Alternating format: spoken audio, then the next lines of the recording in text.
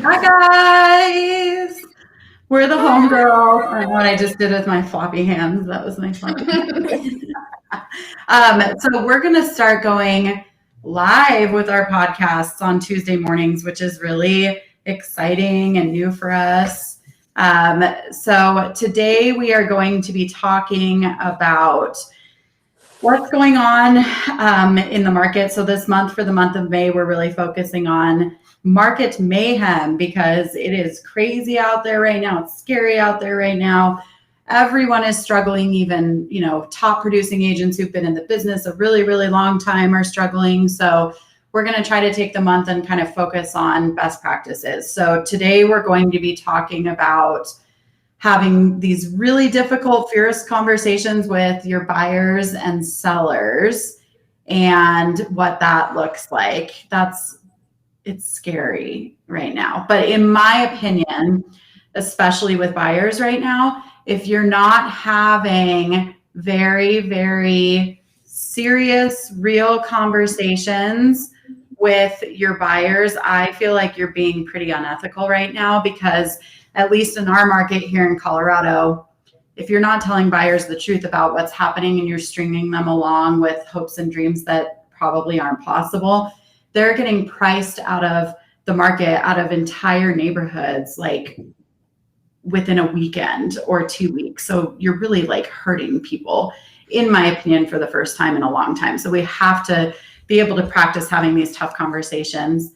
Hi, Tammy is watching us live. We're so excited. I'm clapping hands again. Hi, Tammy. All right. So Jess, kick us off here, please.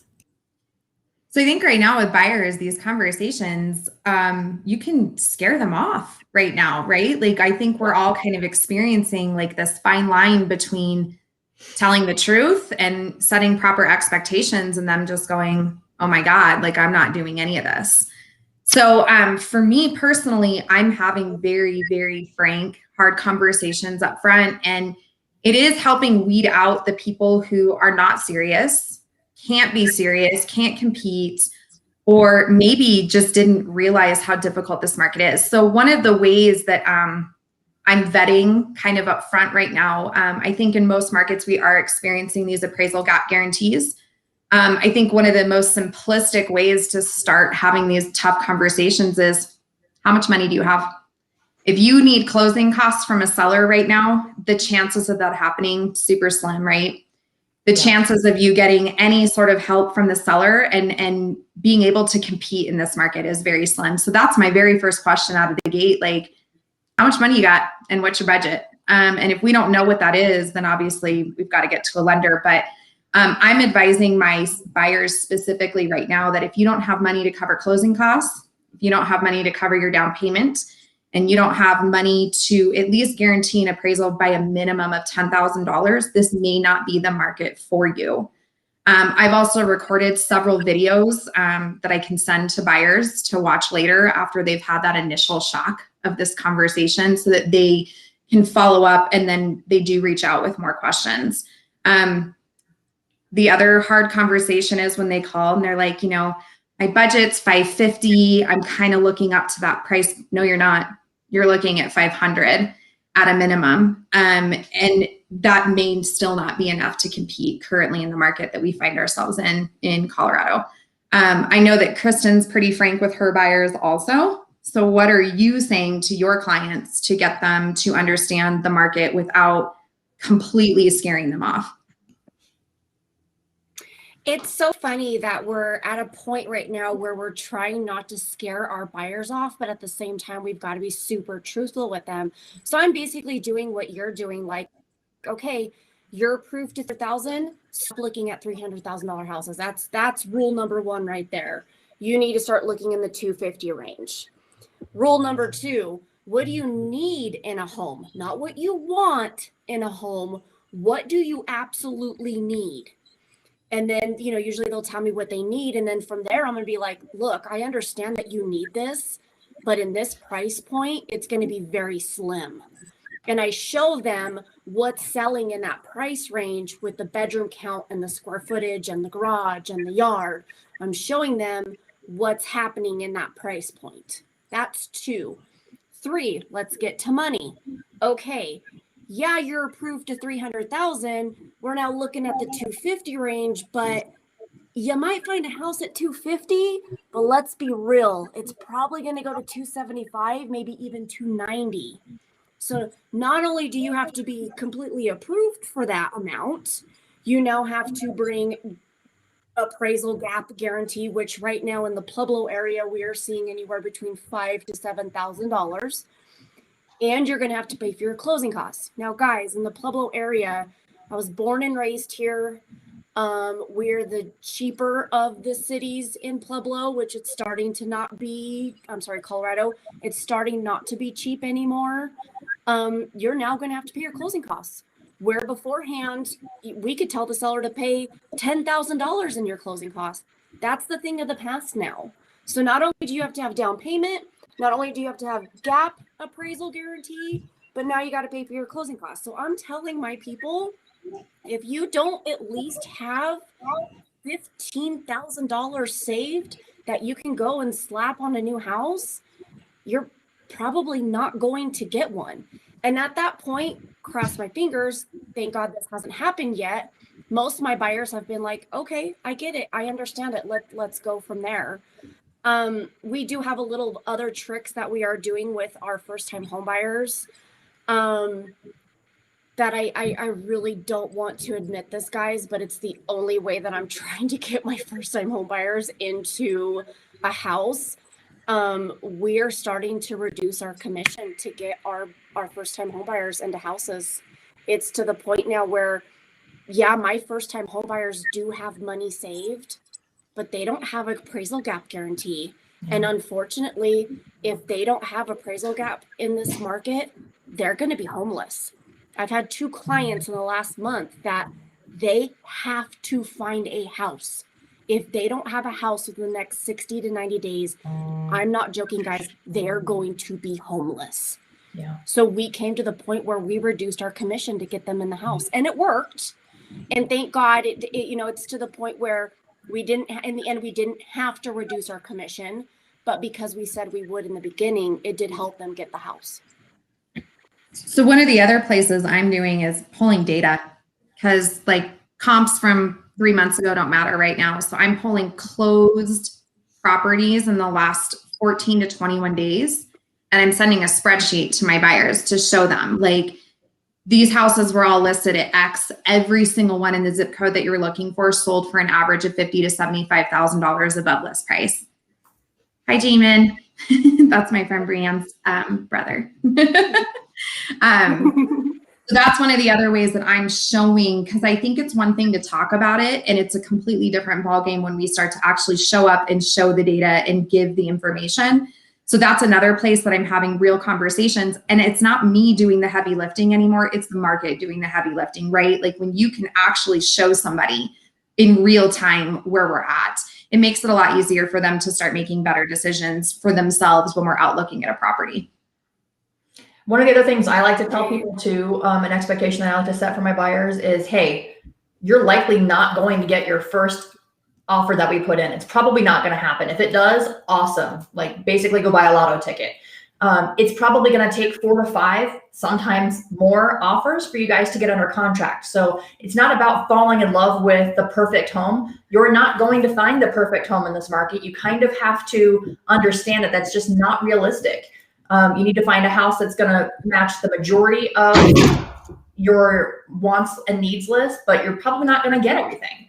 And the other thing that I'm telling them too is, yeah, it's hard out there. And, if you're not ready right now to go look at a house and write an offer on that house immediately, we're not going to go see it. There are hundreds of other people all vying for the same house. It's super rude for us to go, and if you're not ready to buy that house, we're not going to go see it. If you even have a little inkling that it's not a good house for you, like, we're going to skip it. We're going to go see something else. So try and, time manage that a little bit better.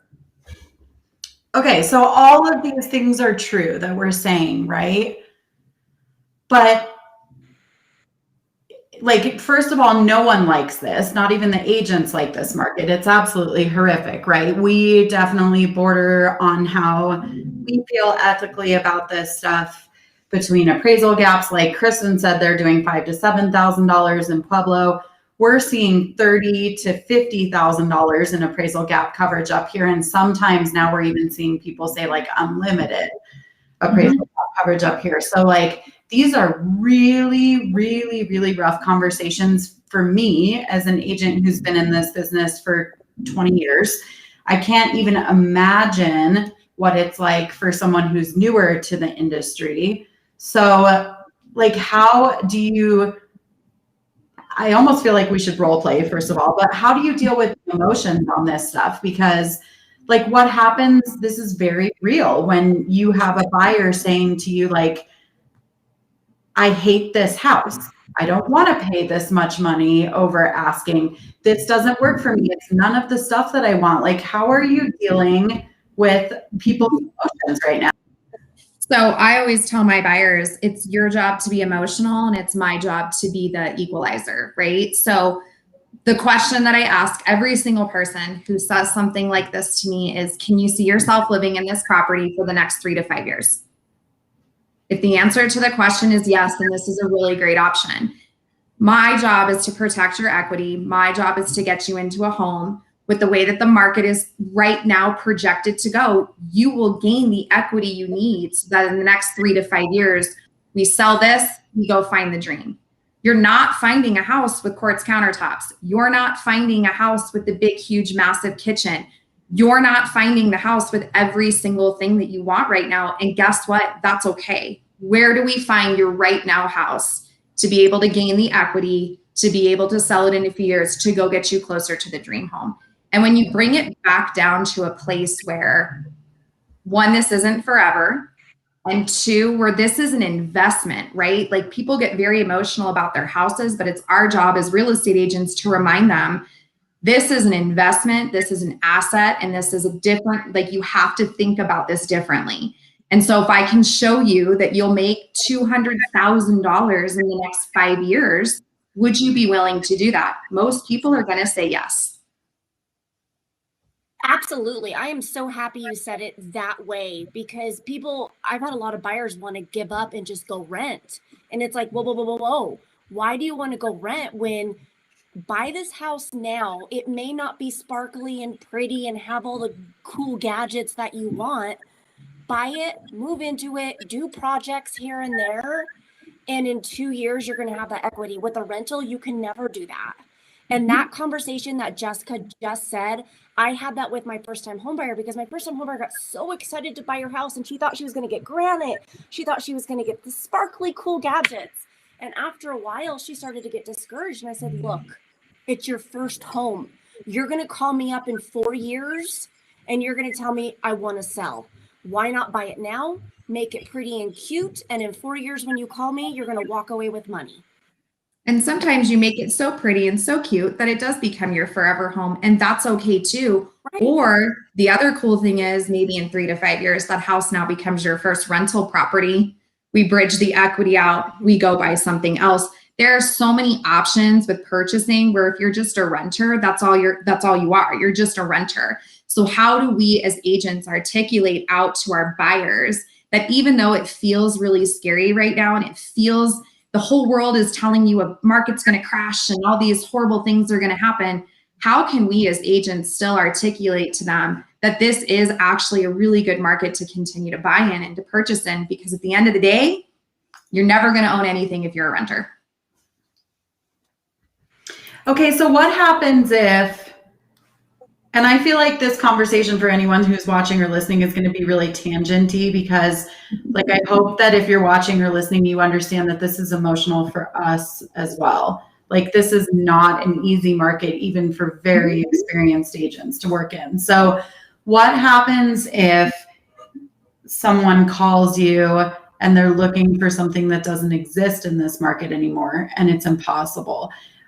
We have to have these conversations with people. So how are you telling people that they can't afford to buy in that city or that neighborhood, or maybe not at all, right?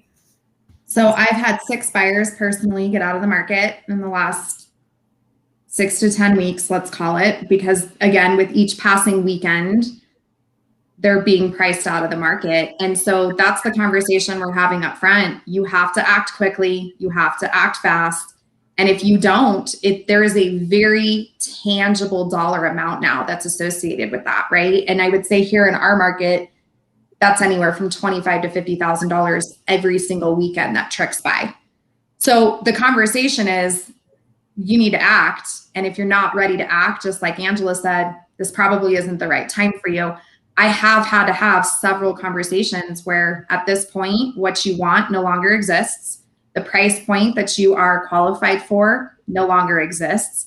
So you have 2 options. We either go look at townhomes and condos, and you have to be okay with that because again, we're talking an equity gain in the next 3 to 5 years. We'll sell that and go buy the single family home.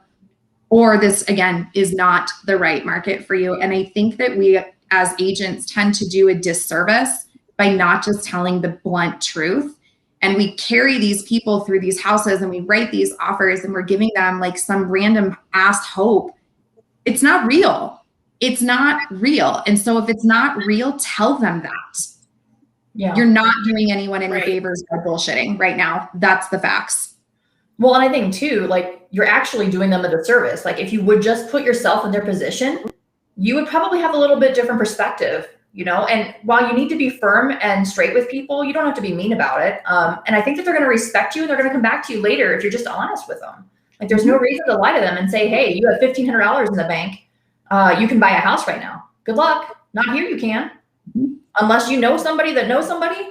No, as agents too, you know, we're leveraging every relationship we've ever made to get your buyer under contract. If you guys are not 100% that you want that house or you're wishy-washy and you might back out, please, for the love of Jesus, just tell us that before we write an offer on that property. Because let me just tell you, there's some weird shit that we're having to do behind the scenes that you're never going to know about, that we're willing to do whatever we can to get you the house. And sometimes it's not pretty and we really don't want to be doing it, you know, like, but at least tell us up front, because if you back out while we're under contract, it makes us look really stupid. And we don't like to look really stupid. We're doing whatever we can to help you. And honesty all around on all sides is what's going to help you get the house that you want or need right now. Mm-hmm. So let's go through, and we can only speak for our market because we're in Colorado, but if you weren't with us and didn't go back and listen to our state of the market across the country with agents from all over the country, you should definitely go back and listen to that on our podcast or our Facebook page. This is happening all over the country. So while we can only speak for Colorado, it's pretty fair to guess that this is happening all over the country in some respects. So what gets an offer accepted right now in our market, and how do you have these conversations with your buyers? So here it's definitely, I mean, just make up a price is really what it feels like the highest price that you could possibly imagine, right? Throw spaghetti at the wall and see what sticks. And then it's definitely appraisal gap, which is rough, you know, because like I would love to know who the first agent was who made this shit up in the United States, because I'd like to punch them in their teeth for real. Like I don't know who started this appraisal gap coverage, but we hate you. We hope that you fall in a hole and today, right? Like, but this is a real thing now. So we're hearing, you know, there's nonstop conversations that agents are having about whether this is ethical or not. I 1000% get why you feel that way, because you are advising your clients to pay more than a property is technically worth. The problem in my market is that if you don't do that, you won't buy a house. And if you let your buyers noodle over this and whether or not they want to do it for 3, 4, 5 weeks, they have literally priced themselves out of entire segments of our market by waiting. So you have to do this appraisal gap coverage. And like, how are you guys having that conversation? How are you explaining that to your buyers? So one, it's not up to us to determine somebody else's risk factor. So I think you go through the pros and the cons, right? And I think if people have clear understanding that this is a requirement of the market, most people are okay with that, right? That is the truth. And I think if you articulate it out in a way that makes sense to them, if you can show them, I have one of my lenders has a program that we can calculate out how long it'll take you to make back that appraisal gap guarantee, assuming the property doesn't appraise. That's a really tangible way to show somebody exactly what's going on and exactly what their financial risk and benefit is, right? Second of all, were you going to ask a question, Lindsay? Go ahead. I was going to tell them how to calculate that if they don't have a program. And then the other piece of it too is, are they really paying more what the house is worth? If that's what they're willing to pay for it, that's a subjective answer, right? Like if you're willing to pay $600 for a house, but I'm willing to pay $650 for it, then I'm willing to pay $650 for it. And it's not up to me to say that that's overpriced for the market. And I think another way that we as agents need to be utilizing these appraisal gap guarantees, it comes back to the relationships that Angela was talking about. There hasn't been a single offer that I've submitted lately with an appraisal gap that I haven't told the agent, give me the appraiser's phone number. I'm going to work for that appraisal just as hard as I hope the listing agent is.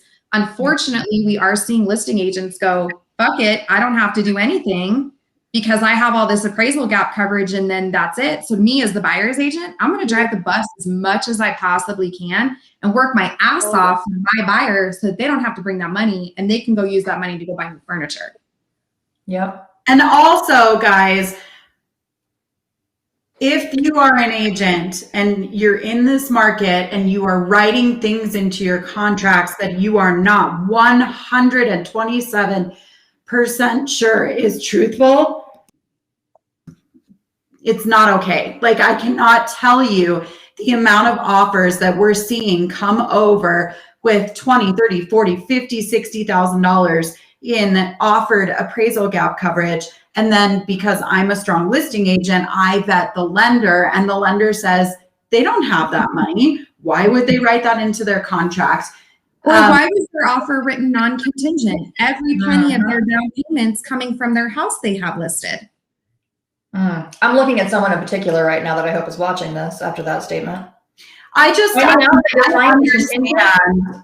understand the frenzy. I understand the fear. I understand the scarcity and the craziness, but like you're writing a legal contract. Like it doesn't negate you from the responsibility of writing a contract that is real and truthful, because at the end of the day, that is a legal contract. If your buyer doesn't perform based on the terms and conditions that you wrote in the contract, you can bet your sweet ass I will advise my seller to sue you. Yep. And keep your earnest money, which is now basically double what it was last year, because everyone thinks that doubling your earnest money is a great way to stand out in a market like this. Yep. I'll double the earnest money because I'd much rather have you on the hook for a hell of a lot more money when you try to back out for some bullshit reason. Or you don't tell me that you're contingent when you really are. I don't think that agents are having these conversations with their clients though. And that I think is part of the reason why. Like I was just reading a post that someone made the other day. They were referred buyers who had been working with another agent for a long period of time.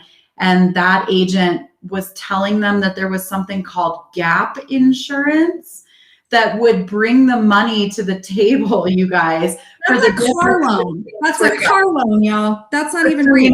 Appraised value and contract price. And so when these buyers came over to this other agent, they were, telling them, the buyers were like, well, we don't have that money to write into an appraisal gap. And they were like, well, then why the hell are you writing all of these offers with appraisal gap coverage in them? You have to have these conversations. Like for the first time as a real estate agent right now, you need to know the financials of your clients more than just the lender says they're pre-approved or not, because it is shameful if you write this crap into your contract and then terminate because you can't follow through with it. It's lying. It's against the legal terms of your contract. Yeah. It's blowing my mind. And as a listing agent, if you're not verifying those assets, if they're saying that they've got 30 grand to put down and you're not verifying that with a lender, at least, you're doing your client a disservice. You should know this up front before the offer's even accepted, that you've verified that they have those funds. That's why they put that line in the contract, that they have those funds or they don't. Well, if they click that they do, and we find out that they don't, that now is an invalid contract. Now you know that up front. How pissed off would you be if you got all the way to closing and you found out, oh shit, they're contingent, they don't actually have that money? Well, or that they're would be pulling their totally money from unfair. 401k that was never really liquid cash, and now we're Right. extending closing. Like, these are all questions that you as a strong listing agent and a strong buyer's agent already know the answers to.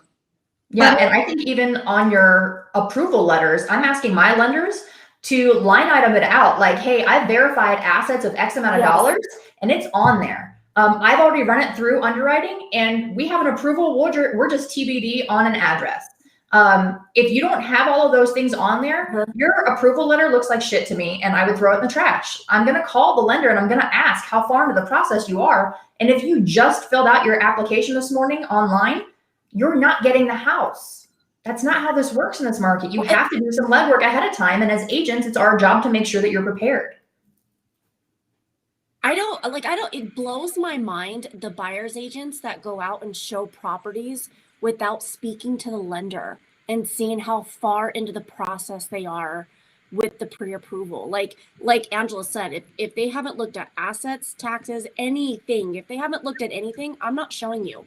I want a pre-approval, and I want to know that you have the cash in the bank or where that cash is coming from before I show you any house. And it blows my mind, the agents that don't do that. I love that this has turned into a fierce conversations with lenders, buyers, sellers, other agents, each other. Like, that's the entire point, right? Like, these are high level conversations that you should be having with every single person in a transaction that you touch and that you have contact with, so that we are all at a level up here instead of we're at a level down here now that this market has allowed us to be drugged down to. And I get it's moving so fast. Okay. I get that you can be showing at 10 o'clock and need an offer in by 10:15. I get that you could be writing 12 offers today, right? Like, I get the speed of the market. However, that is not an excuse to nullify your fiduciary duties to your clients and the way that you operate your business. If you cannot sit down with the time to properly fill out a contract, then you need to hire help to help you do that. Or you need to get a friend who's a realtor who can sit by the computer and put something together for you. Like, the contracts as listing agents that we're seeing coming over from the buy side are terrifying. Like, I'm spending my time working to protect buyers that aren't even mine because I am so terrified about what happens to these people. You have to read the notes, read what is wanted and requested, and take the time to fill things out correctly. And I get that you're tired and I get that you're irritated. It's not an excuse. And if you need help, you need to find it. So I'm going to share like the most mind-blowing thing that my friend Haley taught me how to do. She has recorded herself on BombBomb going through each and every contract. And so that this way, when they're in the throes of the frenzy, she doesn't have time, we don't always have time to review. The buyer is still getting a video of her going through every component in a contract. I started doing this. It is life-changing. Like, number one, they're getting the same information over and over and over again about the contract that we're writing. Two, there's no excuse now to not review a contract because we've already recorded it. We've gone through it. We're done. And three, your buyer or your seller gets to go back to that video whenever they have a question, and they get to go. And then if they still have further questions, then they call. The amount of time this has saved me and the amount of help this has given my clients is mind-blowing. So I hope Haley doesn't mind that I shared her like top secret, super cool trick, but gosh, what a great way to stand out in a crowded room, right? Like, you have contract knowledge and you're sharing that every second of every day with your buyers and sellers. Love that. So That's such a big pro tip. Attach it to a regular, can you send it through CTME as well? Or is it a separate? So I do it through BombBomb, which will go ahead and upload into CTME. But yeah, you could do it on anything. You can screen record from your computer and then send it. Record a freaking video on your iPhone and send it. Like, who cares? The point is it's done and you're going through every single thing. So I love it. Adding on to that, like, that's an awesome pro tip. As a buyer's agent, when you're writing that contract up and sending it over to the listing agent, you're going to assume that all listing agents read every line of that contract verbatim. They're not. Unfortunately, when they're getting 20, 30 contracts in, not all agents are created equal. So not everyone's going to do that. I will, but as a buyer's agent, it would be super helpful, I think, for you to have, a cover sheet on your offer that says, here's all the major components of this offer. Here's why this is important. We're paying your closing cost on your side, on the seller side on here. I wanted to make sure you saw that.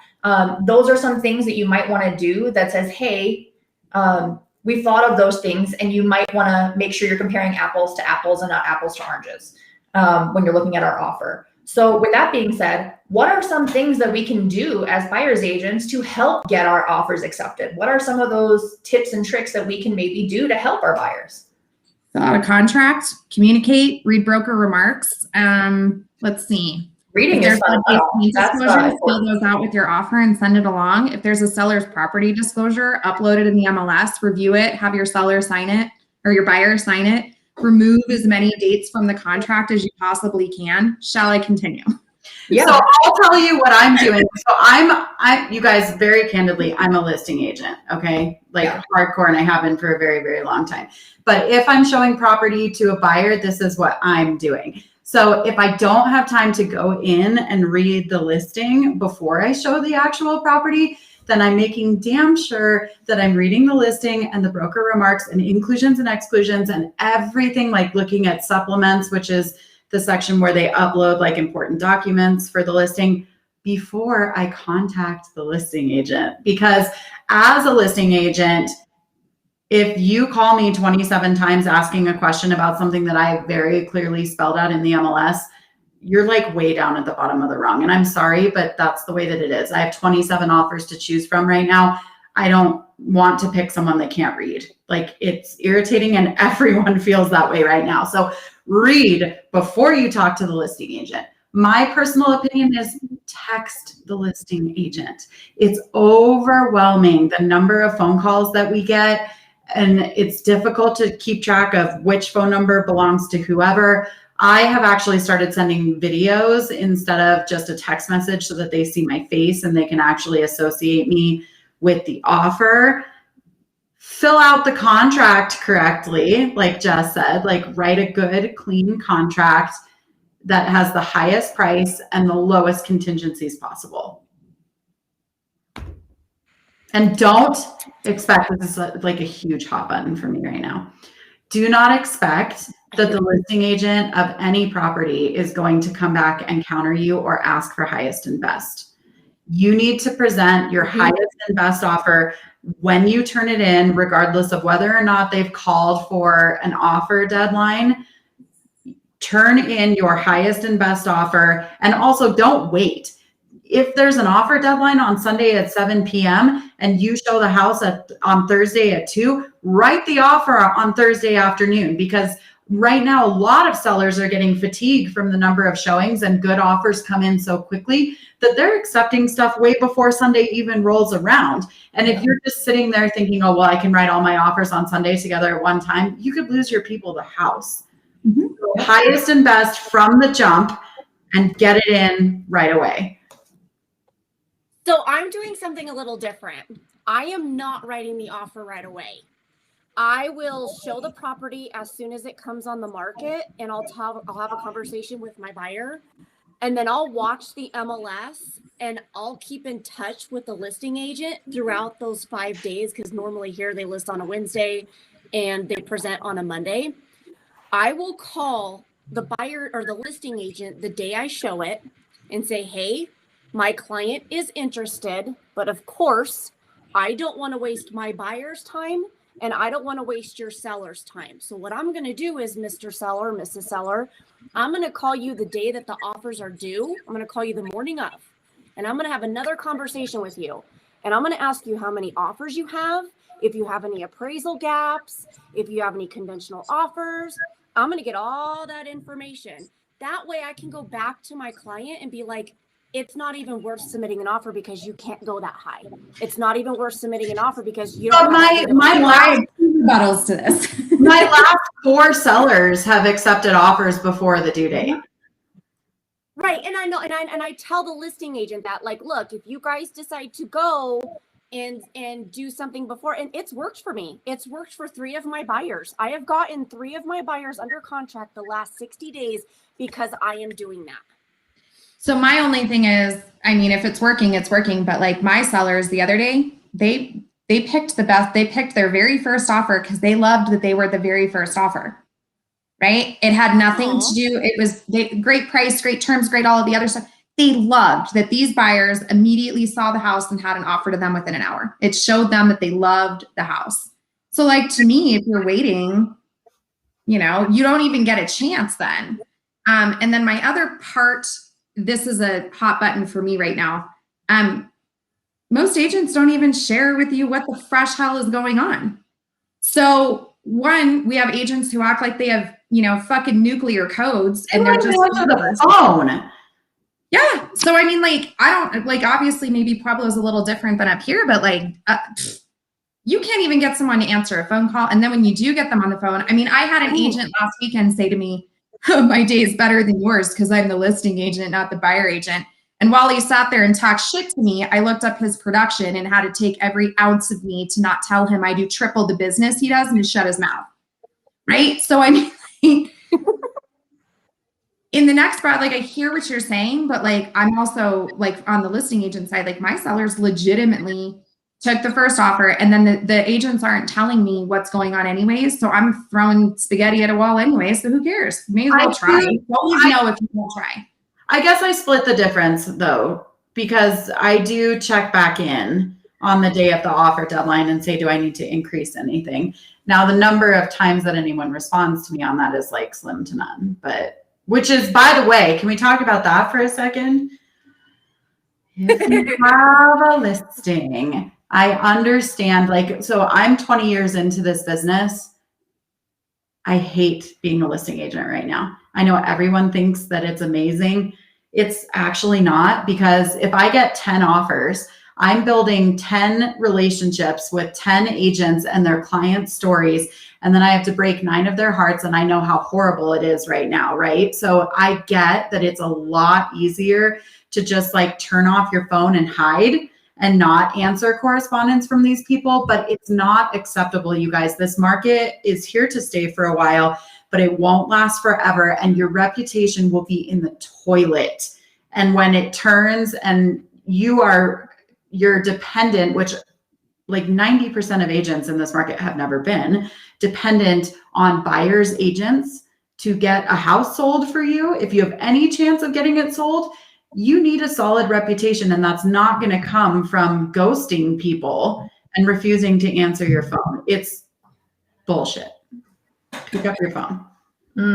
I have like a whole actual shit list of agents that on the listing side have treated this transaction so cavalier that they don't want to respond to you, that they're above it. I'm not going to continue to entertain that attitude.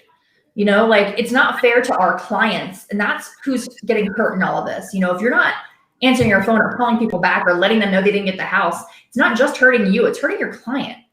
Because when your house comes back on the market, which we all know it will, because that real estate karma is swift, I'm not going to be your backup offer, sister. You're going to have to come back and take that offer that's 20 grand under, because ain't nobody wants to deal with you because you never called us back the first time.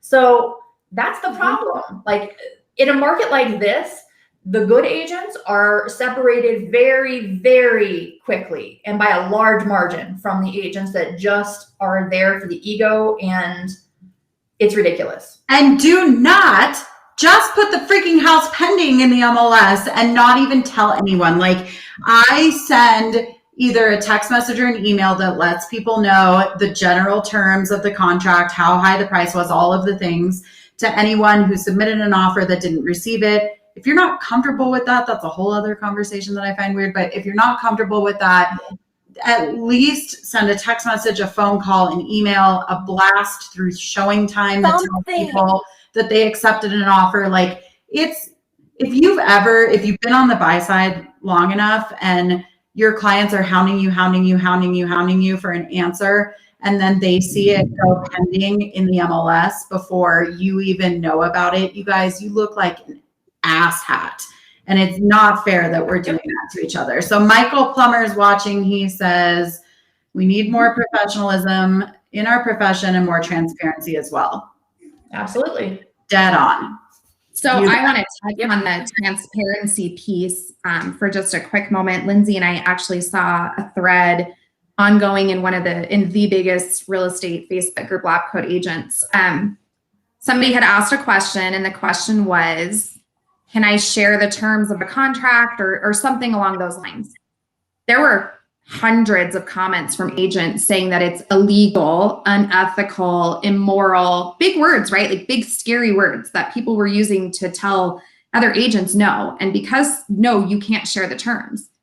That's not true. Like, I don't know what other contracts are like here in the state of Colorado. In our listing agreement, there is an actual section in our listing agreement that says that we can or cannot disclose offers where everything's at, right? And when you have those conversations with the sellers, they typically say, oh yeah, why wouldn't we share the terms?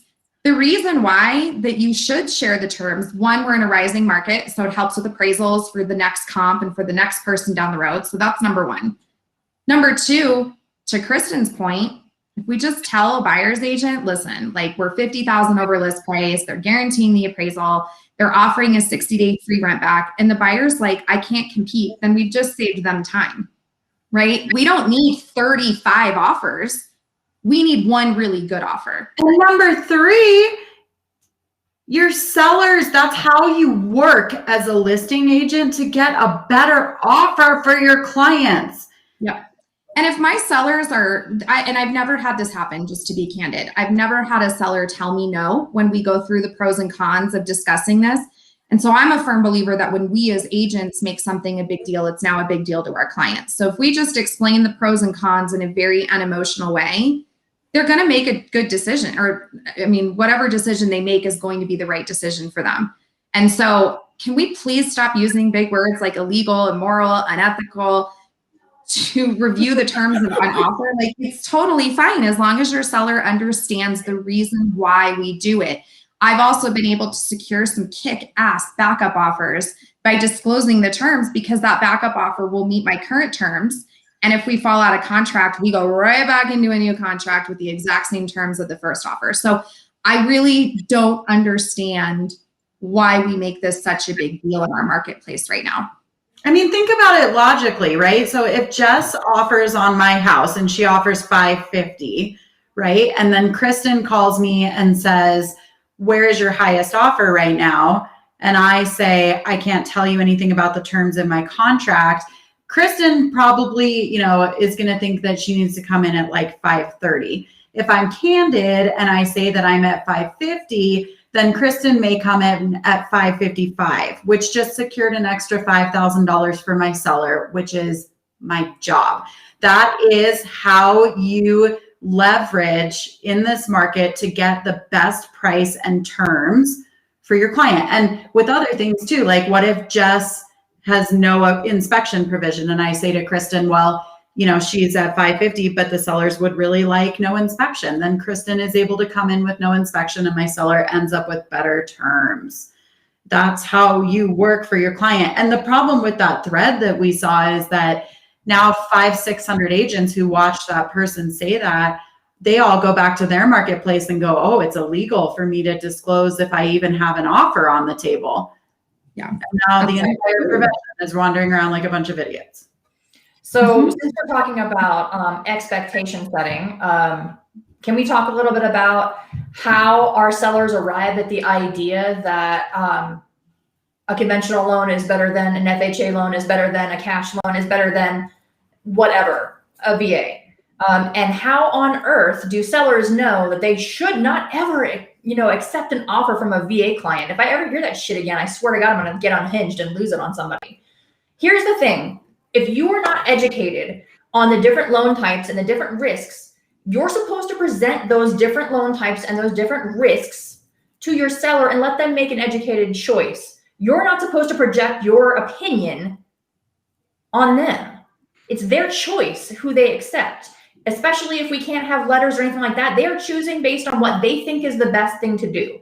And you can advise them, but you can't bring in your bullshit opinions and say, I don't want to allow you guys to accept a VA loan on this because VA appraisers always come in under asking price. If you ever use the word allow when advising a client, there's your first problem. Like, number one.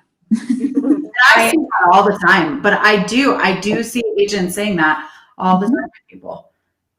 So it comes back to what I was saying though. Like, if we present the facts in an unemotional, here it is, your sellers are going to make the decision that's best for them. How many times have you gotten a VA offer accepted because the client, this Mr. Seller, was in the Marines and he knows what a VA loan is, right? It has nothing to do with anything but the fact that he wants to give a fellow service person a right to their house. You know what I mean? Like, give your sellers the facts and shut your mouth. Yeah. And maybe try saying something like, I know that you might think that VA is weird as a listing agent and you're afraid of it, but the excellent news is that because they don't have to put down a down payment, every penny that we have can go to your stupid appraisal gap. Mm-hmm. And if the appraiser's having problems coming in at value, they give you this sweet opportunity called Tidewater, which no one knows why it's called that. I don't know. But at least they give you the opportunity to fight the appraisal.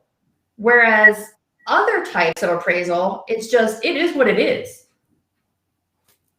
I mean, there's something to be said for at least being able to fight it. So. Well, and there's something to be said for doing the work up front so you don't have to fight it. I've been dealing with an appraisal for 6 days now, answering every question, kissing ass, and doing everything shy of sexual favors to ensure that the property appraises. And we just got word that the property appraised. Like, we as listing agents have gotten lazy all the way across the board because the contracts are allowing us to be lazy. Stop being lazy. Go do your job. You're getting a lot of money to go and fight for these buyers and these sellers. And if you're stressed and it's not laziness and it's, overwhelming to you how fast this market is moving and you're irritated and you're emotional and it's really hard for you, get help. Mm-hmm. Like, I cannot stress that enough. It isn't your client's fault that you are unwilling or unable to hire someone or partner with someone that can help you to get them what they need. That's what's unethical to me, is you writing crap contracts and not educating people and doing a shortcutty job because you're running around like a chicken without your head cut off. That isn't your client's fault or problem. Mm-hmm. Do we want to talk about hard conversations on the selling side for a minute? Yes. Yes. So the first one that I think of is anyone can sell a home in this market, right? So if anyone can sell a home in this market, what it typically comes down to is who's going to list it for the cheapest amount of money, right? Wrong. So in this market, when getting top dollar is really what they actually want, having that conversation with them and hiring the person that's the best person for the job to get them the most money that they could possibly get for the house, that's who they want to hire. So if I'm getting 60 grand more for their house than an agent that dropped their commission by 0.5, are they really saving any money by using the 0.5 discount agent? No, they're not. They're making a hell of a lot more money with me because I'm doing all of those things that other agents either can't afford to do, won't do, or don't see value in. I look at every dollar that is left on the table as theft. If I leave a penny on the table, I feel like that's theft. If a house comes in and it appraises at contract price, I kind of feel like I left money on the table, right? Like, there's like a little part of me that's like, shit, did I leave something on the table? Like, how comes it's coming in at value in this market? Mine just came in at value and I'm friggin' thankful. What was that? I said mine just came in at value and I couldn't be more thankful. I mean, I think that as agents, we're looking at it the wrong way. If you're saying, I'm going to discount my commission because I'm going to take cell phone photos or I'm going to take a cheap way out because any house will sell in this market, you're doing your clients and yourself and your reputation a massive disservice. Not to mention the agent that's going to follow you with their next listing in there that now has no comps because you sold the house for so cheap. Like, that's the problem, that the sellers don't know how much they're leaving on the table until the next house sells. And that's when they get pissed off, that they're watching. But right now, agents are always going to be a problem with the discounting commission, regardless of market type, right? The problem I'm specifically having is how do you combat all the loudmouths everywhere saying you don't need an agent to sell. You can use this company. You can use that company. They're so cheap. You can use iBuyers. You don't even need a real estate agent to sell right now. That is a very real thing here in our market in Denver. And then you factor in 9,000 million discount agents, right? Who are coming in and doing listings for $3,000 and throwing a sign in the yard. And that's that. And then, so that's more the question that I have for people is I have personally lost probably 14 listings already this year to discount agents because the outside noise is that we aren't needed. We don't need to do anything. Agents are worthless. I mean, Lindsay posted a TikTok the other day and some guy commented and said, realtors are worthless and we don't need them anymore. So the problem is the market is changing, and the market has changed so much that a lot of the general public doesn't see the value in a real estate agent because of all the shit the average real estate agent does, right? Like, then you have us who are trying to really do the right thing, and people don't understand that now. So it's also though, and I did a whole class on this. I posted it on our podcast if anyone wants to go listen. Your value proposition has changed. First of all, we're in a different kind of market right now. It always used to be mostly that the motivating factor for someone to sell was money in their house because that would allow them to upgrade, downsize, move, do whatever they want to do. We are in a market right now where people have never been more wealthy in their equity and they still don't want to sell. So the value proposition of an agent has completely changed. If you are continually going out there telling people that you're just going to make them a bunch of money, everyone else can also say the same thing. So your messaging is really diluted and it doesn't even mean anything to people. You need to be thinking about what your value proposition is in a market where any monkey can sell a house. It has a lot more to do with, I mean, your entire listing presentation needs to change. You need to stop talking about equity and you need to stop talking about marketing.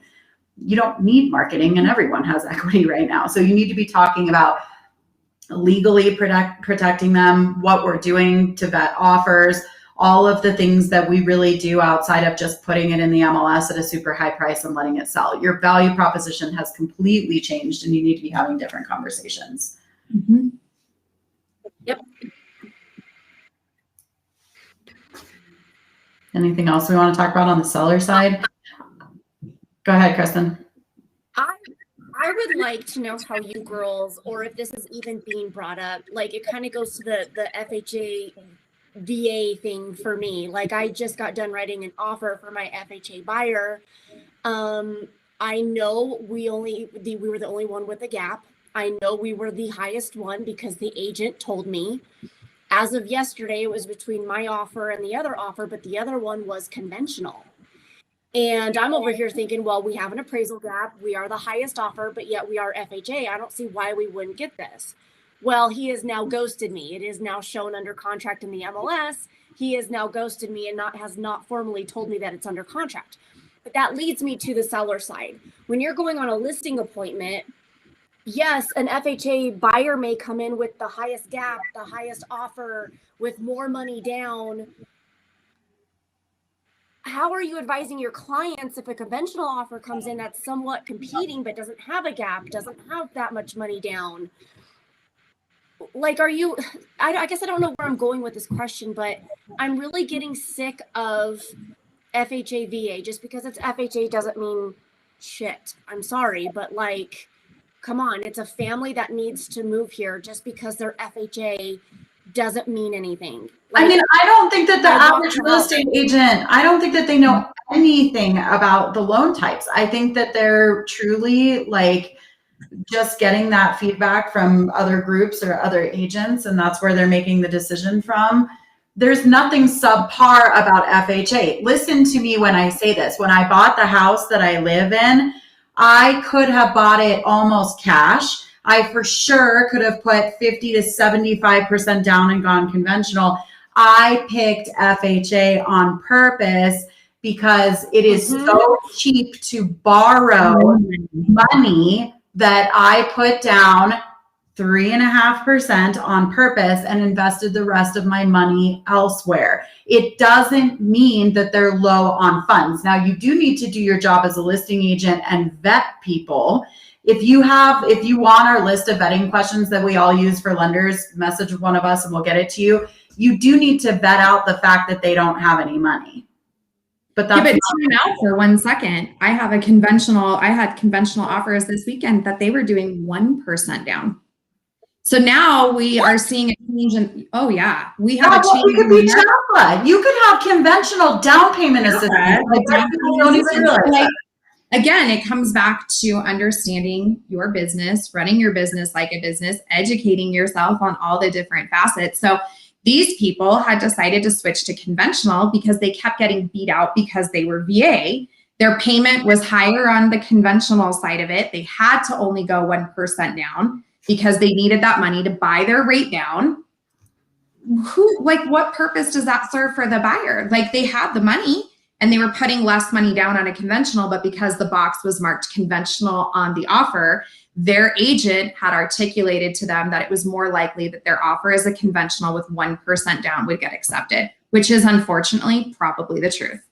But if you want to go back to what is your value proposition and how do you take listings in this market right now and not lose commission, the answer to that is this is your value proposition. Your value proposition is not, I'm going to put it on the market and make you $1 billion, because they can do that by themselves. Your value proposition is, how do I tell the difference between a VA, an FHA, and a conventional offer, where most agents would go, well, it's conventional, it's the strongest, not realizing that it's 1% down CHAFA, down payment assistance at conventional. That is your value proposition. We aren't just salespeople. I think that all of these big companies that we've worked with for a really, really long time have turned us into people who say that we're very good at sales and we're very good at marketing, but that's not all we are. We're investigators, we're fiduciaries. It's our job to make sure that we're really choosing the offer that's going to get to closing. That's what your value proposition is right now. Mm-hmm. You also need to be having. Oh, sorry. Go ahead, Kristen. No, it's okay. Go ahead. No, go ahead. Another thing that we really need to in hiring an agent, like you guys said, our industry is changing tremendously, and just going with the discount broker is not going to be good. You need to, and I hate to say this because we always argue about how that seasoned agent is like, well, I've sold more houses. Oh, I hate the word seasoned. 20 years. Yeah. Here's my thing. Seasoned, great. You've been in it for years. How many transactions, you guys, I'm not going to joke. How many transactions should be the number one question you're asking your realtor? And I hate it when realtors brag about how many transactions they did. But guys, let's be real. No. Asking them how many transactions they have done shows them how in touch they are with the market. Literally. How many buyers did you close in the first quarter? How many listings did you close in the first quarter? If I'm going on a listing appointment and they ask me, how many sellers have you dealt with in the last 20 to 30 days? And I tell them, that to the seller should tell them, okay, they're in touch. They know what's going on. They know the contract. And then they need to be asking you, what kind of prices are you getting for your sellers? And you need to have that ready. What price per list price to sell price? What are you getting? Vice versa for the buyers too. How many buyers did you close in the last 30 to 60 days? How many do you have in your pipeline right now? Because that's going to tell that client how they're negotiating for their client and how many houses they've been in and how many contracts they've written, honestly, in my opinion. Well, and if you ever go up against me on a listing appointment, I ask the sellers who else they're interviewing, and I pull your production and inventory report. I pull your list price to sold price ratio. I pull your buyer list price to sold price ratio. And every single time I do that, let me tell you what the seller tells me. Wow, Jess, that agent told me that they close 60 units a year. And I'm like, really? They haven't even closed 6? So it comes back to, once again, know your shit, know your numbers, be honest, be ethical, be truthful, because be it right, be it wrong, there's someone behind you who's going to blow your shit up, and that person's this one if you're in the Denver market. Jess was with me and it goes. Go Go ahead. ahead. I can't see you talking because your internet is super behind, so I can't see that you're talking. Oh, I'm sorry. No, you're good. Go ahead. Sorry. Another thing too, that like for sale by owners, yeah, you guys can get a lot of money right now. Yeah, you could probably sell your house, but here's the thing. You're going to put your house up for sale by owner, and I'm going to tell you right now, you're going to get 15 to 20 different offers from 15 to 20 different buyers agents. Those buyers agents represent those buyers. Yeah, one of those buyers may be giving you $50,000 over asking, but it takes one little tiny box in our Colorado contracts to change that entire thing. And because one agent tells you that they will give up 5% of their commission and I won't, because they might miss that little box, and that little box is going to cost you $50,000 to $60,000. So hiring somebody that knows both the Colorado contracts, all of them, pays off right there. Period. End of story. I don't care if you're a 3%er, a 6%er, a 4%er. It pays off knowing your contracts and how to negotiate for your clients. And I can't express that enough to people who want to go to a discount broker. What other fierce conversations do we need to be having with sellers right now? We definitely need to be talking to them about what the ramifications of a low appraisal are. Mm-hmm. We definitely need to be talking to them about inspections. What else? So I never allow I just said we shouldn't use the word allow. I never advise my sellers to take an offer where they're completely waiving the inspection. I do believe that buyers have a right to inspect, and I do believe that sellers should allow that. So I think that we need to be allowing inspections. And then if they don't ask for anything, that's fine. But one of the ways I'm advising my sellers to protect themselves after the transaction is by providing a home warranty to the buyer. It doesn't obviously negate you from everything, but it does show that you did do your best to protect the buyer, and can potentially save you on the other side of things. So again, back to the value proposition of we're in a wild market where people are willing to give away the farm just to get into a house, and then they move in and they have buyer's regret and they have no money because they've given away everything. So what are we doing to make sure that we are protecting everybody in a transaction as much as we possibly can? Love it. I want to know how many people are ready to talk to their sellers. Like how many people are even aware of the fact that we just hit May and showing activity slows down a little bit, and that they need to be having those conversations with their sellers who might be disappointed about the fact that they don't receive 47 offers because we've just popped out of our selling season here in Colorado. I'm going to read you the text that I sent last night. Okay. It literally says, hey guys, I know we're going on the market this weekend. It's Mother's Day weekend. I just want to prepare you guys that statistically we're slower anyways Mother's Day weekend.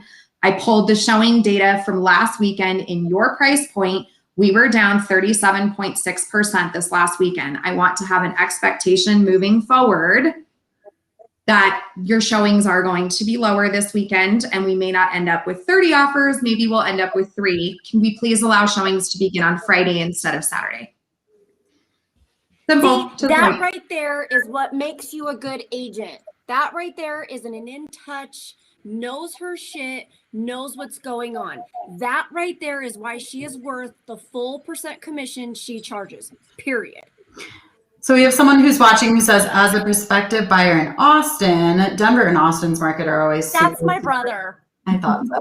Denver and Austin are always very similar.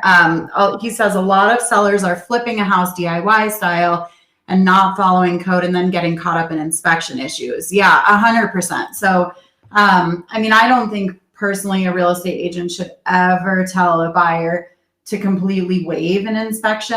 Mm-hmm. You need to do an inspection and have rights to terminate or leave that contract. Then it's up to you as a buyer whether or not you're comfortable with asking for minimal repairs or no repairs or whatever that risk tolerance level is for you. But I mean, you hit the nail on the head. Our contract fallout rate in Colorado is usually about 20%. Over the last 90 days, it's been almost 40. Mm-hmm. And it's because of stuff like this. People are getting top dollar, and the house is a piece of crap, and then the buyers are terminating. Mm-hmm. Well, here's like to step on that inspection issue. That was my brother, by the way. That was Brian. He's in the process of trying to buy a house, and he fell in love with the property, and then came to find out that the seller didn't even pull any of the permits. Here's my thing: as a listing agent, that listing agent should have went to their sellers and said, okay, sellers, you remodeled this house so beautifully, but you didn't pull any permits. Be prepared to get top dollar for your house, but when that buyer comes back and says they want it permitted, be prepared for that, because not only one buyer is going to do it, but the next buyer is going to do it. So that's where it starts with the listing. The listing agent needs to prepare their seller for that. Yeah, so he says we were going to put an offer on a house that was beautiful but had so many license repairs needed to be done, and the seller wants to sell as is so they don't lose on their profit. I mean, this is such a good point, and this is interesting from a buyer's perspective, someone who isn't even an agent.